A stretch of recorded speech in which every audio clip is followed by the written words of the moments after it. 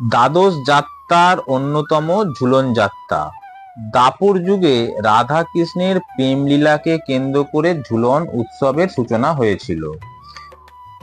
ঝুলন শব্দটি এসেছে হিন্দির ঝুলা অর্থাৎ দোলনা থেকে। ঝুলন উৎসবকে ঘিরে রয়েছে নানা আচার অনুষ্ঠান। তার মধ্যে অন্যতম হলো দোলনায় রাধা কৃষ্ণের যুগল মূর্তি স্থাপন করে দোলানো।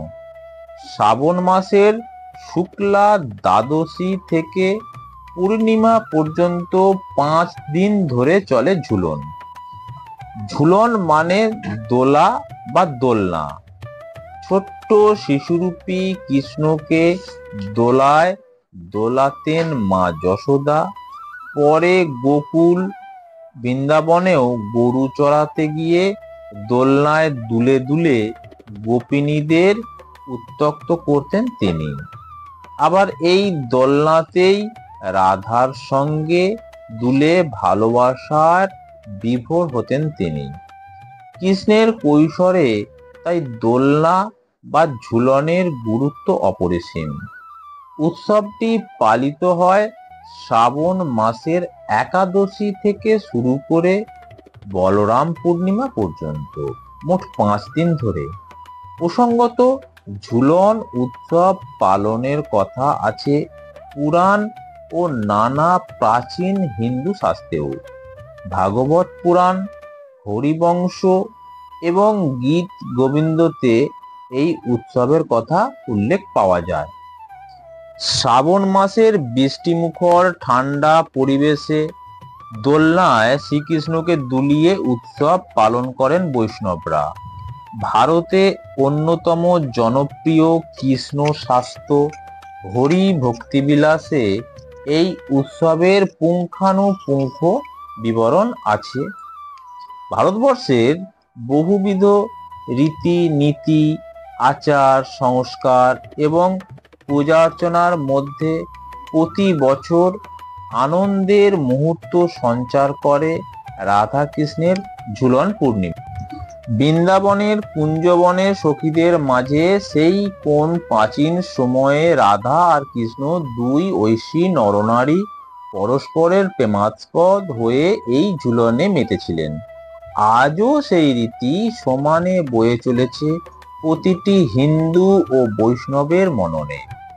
দোল পূর্ণিমার সঙ্গেও যেমন সেই একই রাধা কৃষ্ণের প্রসঙ্গ জড়িয়ে আছে, ঝুলনেও তাই। পশ্চিমবঙ্গের নবদ্বীপ, শান্তিপুর, মায়াপুর এবং পশ্চিমবঙ্গের বাইরে মথুরা, বৃন্দাবন ইত্যাদি স্থানে আজও মহা সমারোহে শ্রাবণী পূর্ণিমায় ঝুলন উৎসব পালিত হয়ে থাকে। শ্রাবণ মাসের অমাবস্যার পর প্রতিপদ থেকে শুরু করে রাখি পূর্ণিমা পর্যন্ত 5 দিন ব্যাপী ঝুলন পূর্ণিমা পালন করা হয়। হোলি বা জন্মাষ্টমীর পর বৈষ্ণবদের অন্যতম পবিত্র অনুষ্ঠান এই ঝুলন পূর্ণিমা। তবে কোথাও কোথাও শ্রাবণ মাসের শুক্লা ত্রয়োদশী থেকে শুরু করে পূর্ণিমা পর্যন্ত 3 দিন ব্যাপীও এই ঝুলন পূর্ণিমা পালন করা হয়ে থাকে। ঝুলন পূর্ণিমাকে একধারে শ্রাবণী পূর্ণিমাও বলা হয়। ঝুলন পূর্ণিমার পৌরাণিক উৎস খুঁজতে গেলে দেখা যায় বৃন্দাবনে রাধা কৃষ্ণের প্রেম লীলাকে কেন্দ্র করে দাপর যুগে এই ঝুলন উৎসব সূচিত হয়েছিল। হিন্দু পুরাণ মতে শ্রীকৃষ্ণ দাপর যুগে ঈশ্বরের অবতার হিসাবে এই পৃথিবীতে আবির্ভূত হয়েছিলেন এবং তার বয়োবৃদ্ধির সঙ্গে সঙ্গে বৃন্দাবন তথা নন্দালয়ে নানা রকম লীলা সাধন করেছিলেন। কিশোর কৃষ্ণ আর রাধারানীর যে মাধুর্যপূর্ণ প্রেমের পরিপূর্ণ প্রকাশ বৃন্দাবনে স্থাপিত হয়েছিল, তারই লীলাস্বরূপ এই ঝুলন যাত্রা পালিত হয়ে থাকে। রাধা কৃষ্ণ বৃন্দাবনের কুঞ্জবনে বিশুদ্ধ প্রেমের আদান প্রদানের মাধ্যমে এই জীব জগতে প্রথম প্রেমের বিকাশ ঘটিয়েছিলেন। আর সেই লীলার নানা রূপ এই ঝুলন যাত্রায় ভক্তকুলের সামনে পরিবেশিত হয়। রাধা কৃষ্ণের মূর্তি দোলনায় স্থাপন করে পূর্ব থেকে পশ্চিম দিকে ঝোলানো হয়।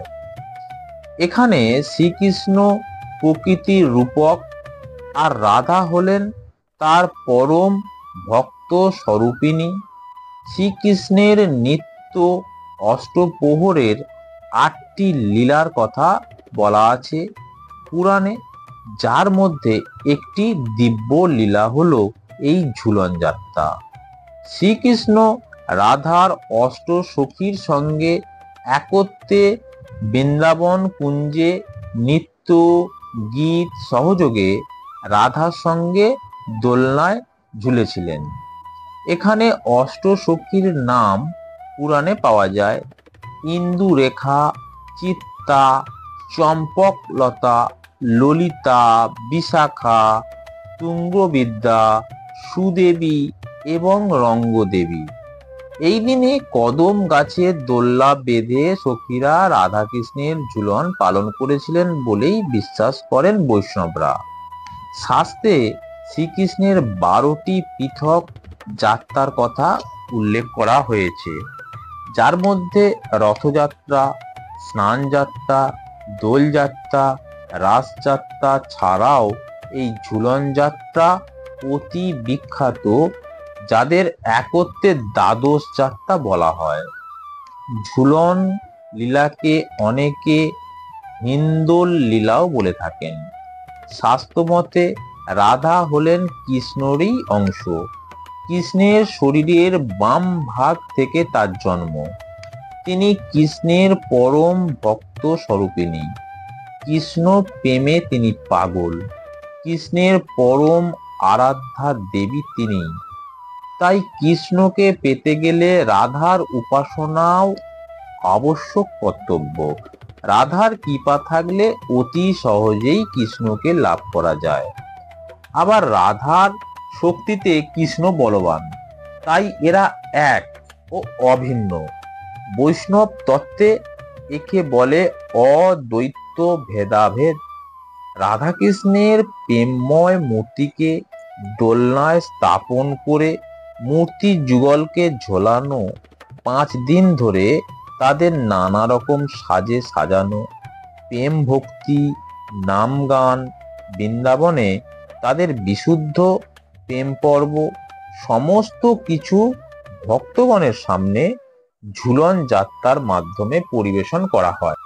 ঝুলন যাত্রার কোনো ঐতিহাসিক ভিত্তি পাওয়া না গেলেও মনে করা হয় দাপর যুগে শ্রীকৃষ্ণ এবং রাধার উপস্থিতি ছিল।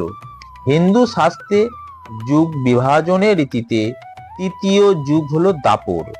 ফলে ঝুলনের সূত্রপাতও ওই সময়েই ঘটেছে বলে ধরে নেওয়া যায়।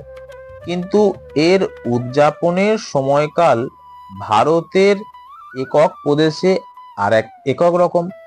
ঝুলন যাত্রায় অংশগ্রহণ করতে পৃথিবীর নানা জায়গা থেকে মানুষ পশ্চিমবঙ্গের নবদ্বীপ, মায়াপুর, শান্তিপুরে ছুটে আসেন।